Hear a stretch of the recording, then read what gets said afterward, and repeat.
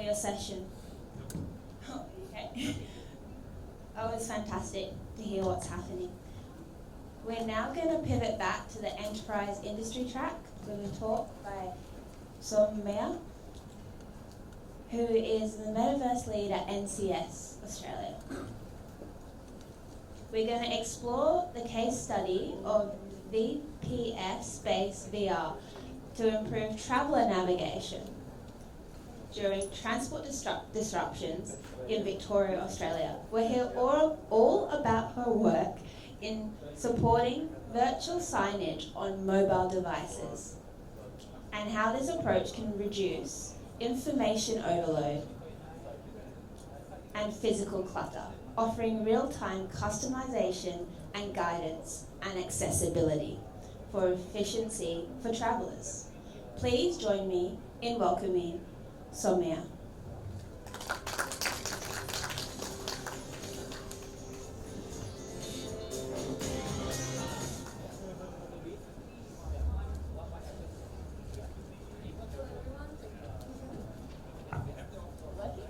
Is it okay now? Yeah. Thank you so much. My name is Soumya Selvakumaraswamy. I'm the Metaverse lead at NCS Australia. So as part of my job, I get to research on industrial applications of emerging technologies like AR, VR, Metaverse. So mostly we focus on solving real-world problems. One of that is managing transportation disruption with augmented reality. So it's a pretty unique topic, like a very niche topic if you think about it. Managing, you must have seen augmented reality application in transportation, but in this case, it's very specific, like transportation disruption. And there's a reason behind that, because in Victoria, we actually face hundreds of transportation disruptions on a daily basis, not in a week, in a month, on a daily basis. We face hundreds of transportation disruption. On the left side is what we have, the planned disruption, and then we have the unplanned disruptions. So planned disruptions are more like where you go through this tram lines are going through maintenance issues. So we know this is going to happen at this point of time, so they're well prepared. They have this alternate routes planned, they have replacement buses, but then you also have to deal with unplanned disruptions, which is the tram line breakdown, there are technical issues, or there's a rally, and then this entire region is shut down, and we have to find new routes. So I will first discuss some of the current systems in place to manage transportation disruption. The first thing is the most common use cases where you have this customer service support team stationed at different tram stops or wherever there's a disruption happening. So they will be stationed, and their task is to help people or travelers who are confused how to get to the right destination, to the other tram stops, or if there is any other replacement option available. Which is pretty straightforward, except that if you don't speak English, you might not get the right guidance you need. Just like Singapore, Melbourne is also a pretty multicultural city, and we speak so many different languages, but most of the customer support team would be English speakers, and if you're a tourist or if you speak a different language, you might not get the right kind of support you need. Another problem from the customer support team's point of view, this is a lot of repetitive, exhausting work, even if it's something as simple as go straight and take left. Imagine having to say that over and over again and helping n number of people. Melbourne is actually the most populated city right now. We just surpassed Sydney. So having to say this over and over again, it's exhausting. At the same time, people are frustrated because there's been so many changes, and they tend to take it out on these people who are trying to help, which is not something people want to go through. And other interesting ways they deal with this. The other interesting way is posting it on social media channels. So Yara Trams, they are the official tram operator in Melbourne. So what they do is they post every time there's a disruption. They post it on social media, so people will be able to track it. But the problem is they post all the disruptions that's happening. So if I need to find my route or my destination is going to be disrupted, I'm going to have to go through all the disruptions and then find the information. We won't do it. Like, I don't think anyone would be willing to go through that information. So, which is a bit not efficient enough. To tackle that, we have website and also official transport application, mobile app. It's called PTV. But again, so in that case, I can enter my destination, and it will tell me there are X number of disruptions, there's a potential disruption, there's a tram that could be cancelled. So I would still find out the disruptions, but the problem here is you won't have the answer to how do we navigate from that. So you get to the stop and yes, it's disrupted, what do I do next? What other informations do I have? That information is still not available to the people. So the standard way to deal with that is, for example, let's say I get into this tram stop and then I see this tram is not in use, it's being closed. I can still get the information from this, because the best thing about these kind of physical signages, they would usually have information like the arrows pointed at saying there is a tram stop or a bus stop in another 200 meters. If you keep walking for another 5 minutes, you will find a train station. So that information would be available. So it is still helpful. But again, the problem is, believe it or not, there are 30 signs in this tram stop right now. So I would have to go through all these signages to find the information, whether I should take a bus or a train to get to the right destination. It's extremely overwhelming. To give you a detailed look, here's how it would feel like. So imagine, as somebody who's lived in Melbourne for almost 5 years, it's so tricky for me. You're a person who's new to the city and you see all this information. It's really overwhelming. I'm like, what am I supposed to do? Yes, the information is there, but am I going to be able to find it? Not exactly. That's the tricky part. And to make it worse, this is going to be so much more difficult for people with special needs. Say if you're a wheelchair user, how do they know if the new route is going to be easy for them to use in that difficult spot? Or if you are a neurodivergent person, you have autism or ADHD, how would you be able to take this much information? So all that will make it even more difficult. So to sum it up, here are some of the limitations. One is it's definitely not accessible. The other problem is it's too much information to the point that it gives you information overload. And the third problem is heavily reliant on human intervention. So this is why even though we have all these information, people directly just go to a person and ask, how do I get there, where do I go? And that puts a lot of pressure on them. There was a time they actually gave me wrong information and I ended up pretty much taking a whole round throughout the city. So that could also happen. People are under pressure, they have so much information overload, you can't possibly expect them to be performing at a great level. Then other issue is the information cannot be updated in all these static signs. And how do you, by the time you update the people on the ground, hey, there's been a further change, they might miss that information. So these are some of the limitations.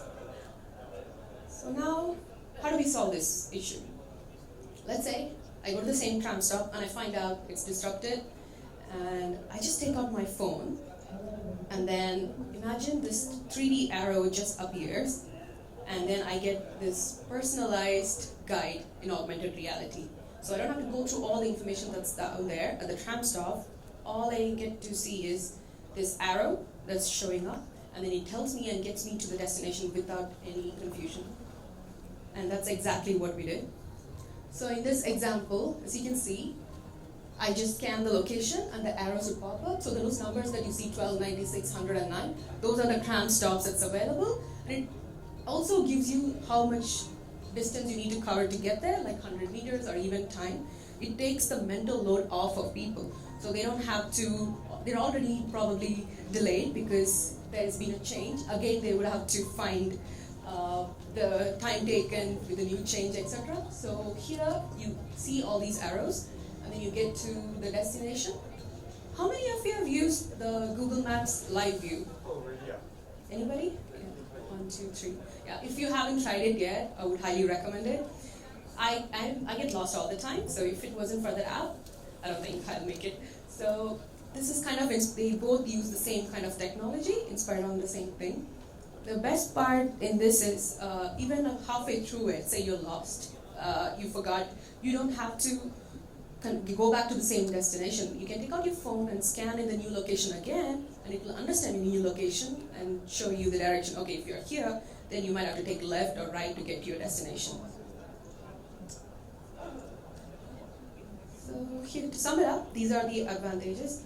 first thing is it's highly personalized. So it's augmented reality based, so I can customize it based on what this person needs. They don't have to go through all the other extra relevant information. And it's highly dynamic in nature, so compared to a physical signage, we can immediately update the new information and make it so much easier for people to get to their destination. Third part, the cost. Surprisingly, in Victoria, which is where Melbourne is, they have a disruption management budget, because that's how expensive managing these disruptions are. So this is going to have a significant impact on the cost. So we can really reduce it in terms of even just the signage, because imagine 30 signage for one stop, and so how much more expensive it might get with a human intervention and having all those customer service people trained. So all that can be reduced significantly. And especially, it's going to be much more accessible because it's going to be personalized. We can have customized information. So if you're a wheelchair user, here's the alternate routes for you. It's going to make it easier for them. And if you have visual impairment, then maybe we can change it to audio output, because you're still scanning the world, and it will make it easier for them to understand the world around them and get to their destination. So this is the technology that's behind this application. One is Unity, the other thing is Geospatial API. Unity, you might know, it's basically a game development platform. And Geospatial API is part of Google's AR core. And the best thing about Geospatial API is it allows your 3D model of the Google Maps within Unity. So I can visualize the world in real time. So I don't have to use geolocation coordinates to mention this is where I want my arrows to pop up. I get to see this is how the entire world would look like. This is where the building is going to be. This is where the roads are going to be. And then place my arrows accordingly. I can make it look related to the buildings. I was even able to choose how far from the ground it needs to be. 10 meter, 15 meter, all that makes it so much easier. So I didn't have to write one line of code to create this application. It was all like drag and drop. But definitely to make it efficient, it would be easier if you just code it and automate it. But from a POC point of view, this could be done really fast. And it took only 2 weeks to create these applications. Most of the time went in the research, but to create this, it's significantly really fast. And of course, like any emerging technology, this also comes with its own set of limitations. One is the technical limitation. Because it uses Geospatial API, without a device that doesn't have VPS technology and without internet, we cannot use this application. It won't work, which is a problem, but most mobile devices right now are coming with VPS support. So hopefully in the future, this won't be a problem. The other problem is environmental limitations. So if you have ever tried to create augmented reality applications or used any AR filters, you would know how difficult it is if the place is not well lit or overly lit, because light has a huge impact, and if it's an underlit place, then it will disturb the way the augmented reality system would work. We did test it in city at night, it was working just fine, but then if I start testing it out in the suburban region, which doesn't have enough lighting, it might not work the same way. So that is something we need to tackle.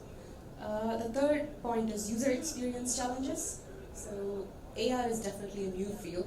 So you're seeing the 3D world through a 2D platform, and it is interacting with the 3D real world. So a lot of things are in place, and you need to make sure it looks good enough so the user is not confused by what's happening.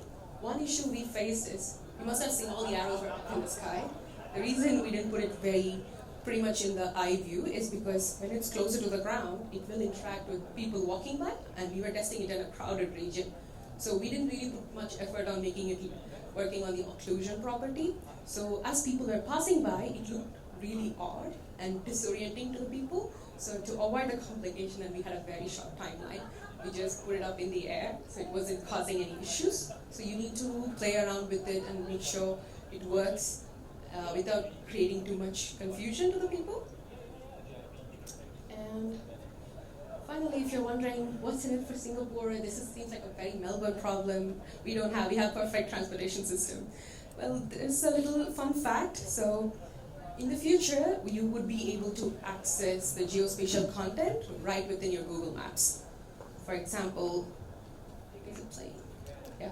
So let's say you can go down and scan the space, and you're doing, in my case, I created an application, Android application, so without that you won't be able to do it, but soon it will be integrated with Google Maps, so you would just be able to create any kind of content and add specific features like this. And right now, the early access is available only in Singapore and Paris. I haven't tested it out. So since you're all around, do check it out if the live view is a bit different in Singapore, or if you would like some early access to play around with. Great tool to experiment. And moving on, that brings us to the end of my presentation. And this is the QR code to my LinkedIn. It doesn't pop up any 3D model. So if you have any questions, any thoughts, how it was done, or suggestions on how to make it, how to improve it, feel free to reach out to me. Happy to share whatever information we have. Any questions?